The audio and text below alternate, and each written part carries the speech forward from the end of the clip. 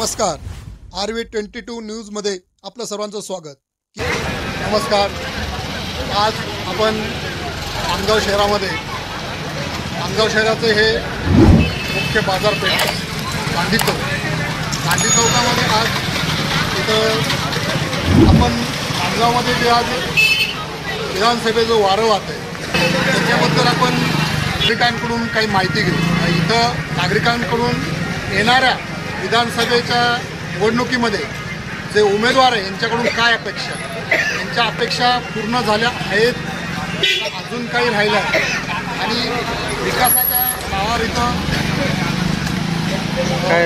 खूप मोठ्या प्रमाणात काम केलं गेलं आहे असं नागरिकांकडून सांगितलं जातं। तर आपण नागरिकांकडून माहिती घेणार आहोत का इथं उमेदवार त्यांना अपेक्षित आहे का ते नांदगाव शहराचा, नांदगाव मतदारसंघाचा विकास करू शकतो। आपण इथे काही नागरिक उभे यांच्याकडून माहिती घेऊ। बोला काका, बोला बोला बोला। तर आपण जे आता 2024चे विधानसभेची जी आता ही निवडणूक आहे याच्यामध्ये आपल्याला कुठलं सरकार राज्यामध्ये बसलं पाहिजे जे तुमच्या अपेक्षा पूर्ण करू शकतो? माझ्यापर्यंत तो महायुतीचंच सरकार हे चालतं हे पुढं भविष्यात हेच काम करणार। तर पक्षापेक्षा हा पक्ष म्हणजे नेमका पक्ष तुम्ही कुठला पाहिजे तुम्हाला? आपण महायुतीचं सरकार पण तुम्ही कुठल्या पक्षाला तुम्हाला त्याचा विचार आहे? हे जो काम करते तुम्ही याला सहमत आहे? हो। तरुणांचे जे प्रश्न आहे, रोजगाराचे प्रश्न आहे, याच्यामध्ये तुम्हाला वाटतं का सरकारने ते पूर्ण केले? काम करत आहे साहेब आणि भविष्यात करणार। आपलं काय मत? तरुणांचे जे काही प्रश्न आहे, जो बेरोजगारीचा प्रश्न आहे, जो मोठ्या प्रमाणात दिसून येतो असं म्हणतात नागरिकांकडून, आपल्याला वाटतं का राज्यामध्ये बेरोजगारी आहे का रोजगार उपलब्ध आहे? हे आता साहेबांनी आता युवा प्रशिक्षण योजना काढलेली, त्याच्यामार्फत 12वी पासवाल्यांना 6,000 रुपये, जे डिप्लोमा केलेले त्यांना 12,000 रुपये, ITI वाल्यांना 10,000 रुपये अशी 30 देतील। आता जे येणार आहे, आता नवीन जे उद्योग धंदे ते सगळे आता ते करणार आहे, अजून मुलांना स्किल्स मिळणार आहे, अजून ते योजना अजून राबवणार आहे, अजून ते गुपित आहे, जे येणार आहे ते अजून गुपित आहे, पण ते ना युवकांना भरपूर हे देणार आहे। महायुती सरकार आली तर सगळं चेंज होणार, युवकांना नोकरी मिळणार, अजून भरपूर भविष्य आपलं घडणार। महिलांकडून पण आपण माहिती घेऊया। मावशी, तुम्हाला जे लाडली बहीण आहे, या लाडली बहिणीचे पैसे मिळत आहे की नाही? मावशी, तुमचा मिळाला? तुम्ही जे सरकार आहे तुमच्याकडून अजून काय अपेक्षा आहे? तुम्हाला काय केलं पाहिजे सरकारने?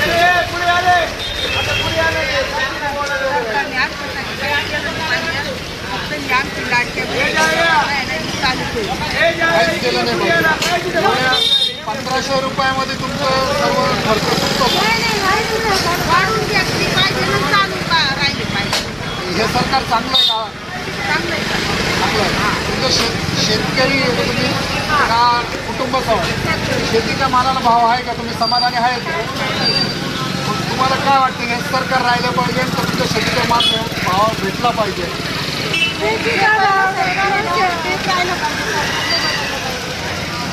तुमचं शेतीच्या मालाला भाव भेटतो का? तुम्ही समाधानी आहे का?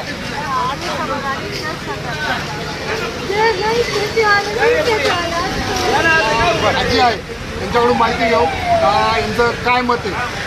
दोन्ही कामाला येते, कोरोना काळात कामाला आलं नाही, तसंच कामाला आलं नाही, काय आता तुम्ही आमचं हे करणार आहे? गरीबावर लक्ष नाही, गरीब काय वाचून मरतो, गरीबाला आहेत काही 4-4 टाईम जर तुमच्या घरी येतोय मदत मागायला थोडी मदत काय म्हणतो, काय अपेक्षा धरावं? मला त्या अपेक्षा धरावं पडतं। आता तुम्ही जे हे सरकार आहे, या सरकारने तुम्हाला जी लाडली बहीण योजना चालू केली आहे, अरे 1500 दिले, 15,000 रुपये घातले महागाईमध्ये, काय 1500 रुपये लाडली बहीण सांगू राहिली?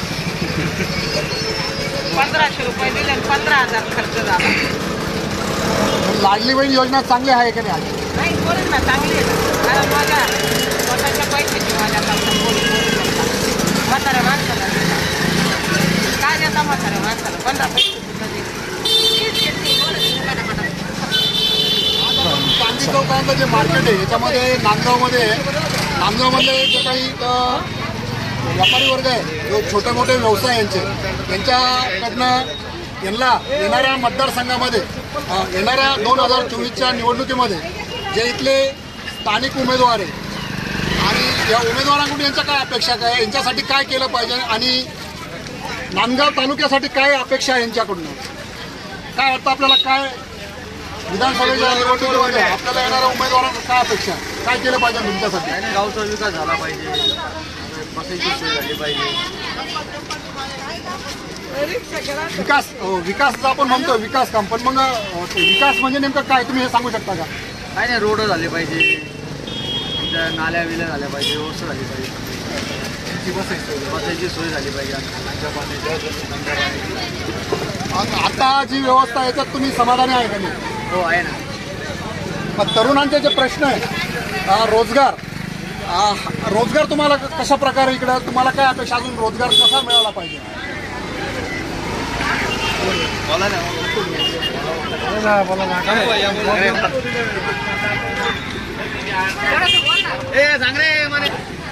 रोजगार असं मिळायला पाहिजे. आम्ही आमच्या परीने जे कष्ट मजुरी वगैरे करतो, समस्या आमची एकच आहे. आम्ही इतके दिवसापासून पोट भरतो या जागेवर. 70-80 वर्षापासून आमचे बाप दादे सगळे पोट भरत आले. समस्या अशी आहे की 2-3 वर्षापूर्वी पाणी आला, दुकानं वगैरे वाहून गेले. आमचे लाडके आमदार आहे, आम्हाला खूप जीव लावतात, खूप प्रेम करतात. सगळं काही आमचं आमदारावर प्रेम आहे आणि आम्ही आमचे स्वइच्छेने काय करायचं ते आमच्या आमदाराला आम्ही दाखवून पण देतो.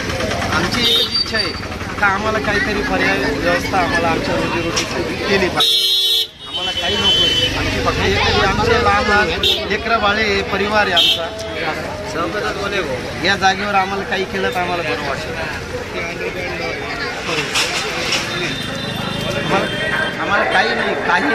आमचा लाडका आमदार आम्हाला हवंय, कोणताही असो, कोणत्याही पक्षाचा असो. परंतु नांदगावमध्ये जे स्थायिक आहे, जे उत्सुक आहे आणि आता 4 दिवसापासून आले हे आम्हाला आवडतं आणि त्यांना करतो. आमदार पाहिजे परत आमदार झाले. बोललं पाहिजे. हीच इच्छा आहे पूर्ण करतो. आमच्यावर तुम्हाला त्यांनी प्रेम करावं, त्यांचं प्रेम त्यांच्यावर खूप आहे. झालेली चांगली असं नाही की काही झालेलं नाही.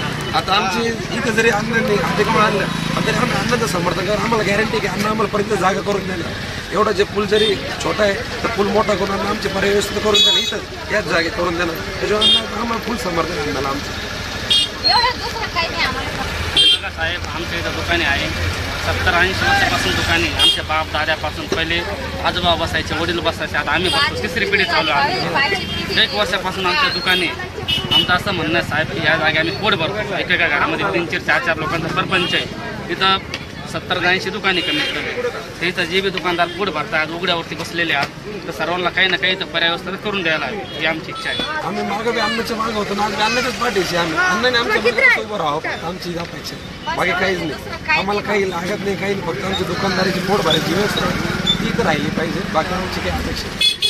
ह्या 5 वर्षामध्ये तुमची व्यवस्था तुम्ही तुमचा प्रश्न मांडला नव्हता का अण्णांसमोर? 5 वर्ष नाही आणलं होतं आम्ही, त्याच्यामुळे ते अधिकमान जास्त आलं नाही. म्हणता आम्ही इथं जागेवर अन्न आहे म्हणता आम्ही जागा दुसरं असतं तर आम्हाला उठून दिलं असतं की अन्न असल्यामुळे आम्ही इथं बसलो ना आज थोडंफार. त्याच्यामुळे आम्ही समर्थन का करतो अन्न? काहीतरी कारण त्याच्यामुळे. हे कारण काय हे दिसतंय आज त्याच्या अन्नामुळे दिसतं. आम्ही इथं बसलो, दुसरं असतं आम्हाला आता धाकलपट्टी लावली असते. अन्नामुळे बसलो थोडंफार. हा बरं की अन्नाचं आमदारांचं बोला. आपण नांदगाव विधानसभेची निवडणूक लागली त्याच्याबद्दल आपलं काय मत आहे? आणि अन्नाच येणार आहे आमच्या नांदगावमध्ये. बस अन्नाने विकास केलेला आहे, कामं केलेलं आहे. बस अन्नाशिवाय कोण नाही. तर आता 2024चं जे निवडणूक आहे विधानसभेचं त्याच्यामध्ये तुम्हाला काय वाटतं? शिंदे साहेबांचं सरकार शेतकऱ्यांसाठी चांगलं आहे. तुम्ही सांगा तुम्हाला काय वाटतं?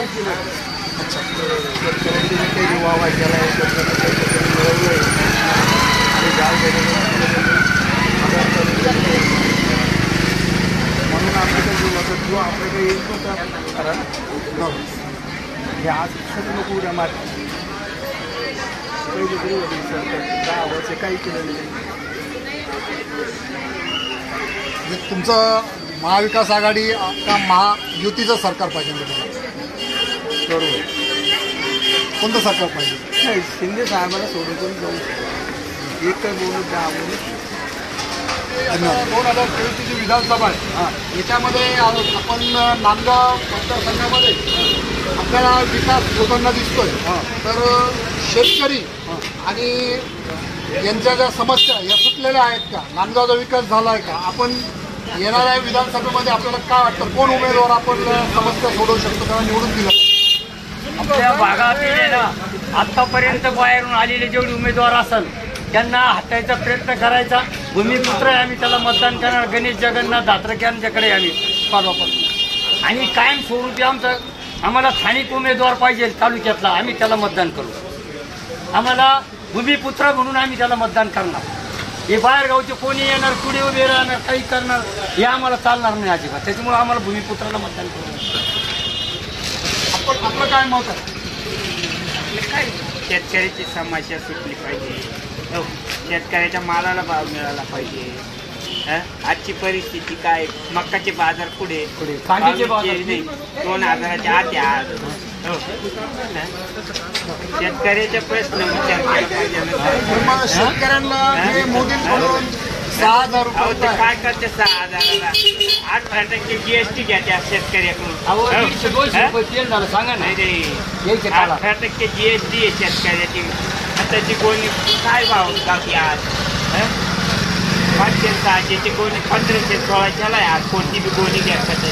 हो, सरकार तर म्हणतं आम्ही शेतकऱ्यांसाठी खूप काय चांगलं काम केलं. 6,000 द्या त्या इकडं 18,000 काढी द्या. हो. 18,000 जमा करतात. नाही 10,000 द्या त्या इकडून 18,000 घ्या आमच्याकडून. हो, GSTच्या मार्फत चप्पलला GST, खतावर GST, बियाणाला GST. वाटलं करून टाकलं सर समजायचं. आम्ही 6,000 देतो. हो, देते तुम्ही आम्हाला मान्य आहे. पण इकडं 18% घेते ना. येते ना. हो, मग आता तुम्हाला असं वाटतं का सरकार कोणतं आलं पाहिजे केंद्रामध्ये आपल्या राज्यामध्ये? सरकार शेतकऱ्याचं आलं पाहिजे. आमचं हे मत आहे. शेतकऱ्याच्या मालाला आम्ही भाव दिला पाहिजे. आले तुम्ही आले नाही, शेतकऱ्याच्या मालाला आम्ही भाव दिला पाहिजे. हो, आमचं एवढंच म्हणणं आहे, बाकी काही नाही. हो.